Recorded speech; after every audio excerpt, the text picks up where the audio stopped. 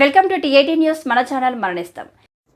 Jaipur mandal youth అధ్యక్షులు ఆసంపల్లి శ్రీకాంత్ ఆధ్వర్యంలో యువత పెద్ద ఎత్తున నేషనల్ అధ్యక్షులు శ్రీనివాసరావు, యువజన నాయకుడు రాష్ట్ర అధ్యక్షులు శివసేనారెడ్డి, జిల్లా అధ్యక్షులు తాళ సంపత్ రెడ్డి, సట్ల సంపత్, గంగాధరి రాజన్న ఆధ్వర్యంలో పెద్ద ఎత్తున యువత స్వాగతం పలుకుతూ నస్పూర్లో జరిగే సభకు హాజరవుతున్నారు.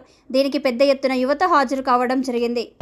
నాయకుడు కేవి శ్రీనివాసన్న గారు మరియు స్టేట్ నాయకుడు శివసేన రెడ్డి అన్న గారు మరియు జిల్లా నాయకుడు తాళపల్లి సంపదన్న గారి ఆధ్వర్యంలో మరియు సట్ల సంతోషాల ఆధ్వర్యంలో ఈ యువతంతా గ్యాదరమై వాళ్లకు ఘన స్వాగతం పలుకుతూ వాళ్ళు రానున్న ఈ కార్యక్రమంలో యువ నాయకుడు గడ్డం వంశన్న గారిని భారీ మెజారిటీతో గెలిపియాలని చెప్పేసి ఇక్కడ యువత కోరుకుంటూ ఏదైతే మన రాష్ట్ర గవర్నమెంట్ మన సీఎం రేవంత్ అన్న గారు ఇచ్చినటువంటి 5 గ్యారంటీ పథకాలలో ఐదు పథకాలు ఆల్రెడీ విడుదల చేసిన విషయం ప్రజలందరూ చూస్తున్నారు.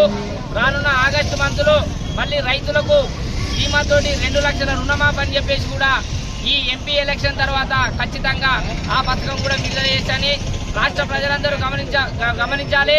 టీఆర్ఎస్ పార్టీ ఉన్నప్పుడు ఎలాంటి ఉద్యోగ అవకాశాలు లేవు మరియు యువతకు అన్యాయం జరిగింది.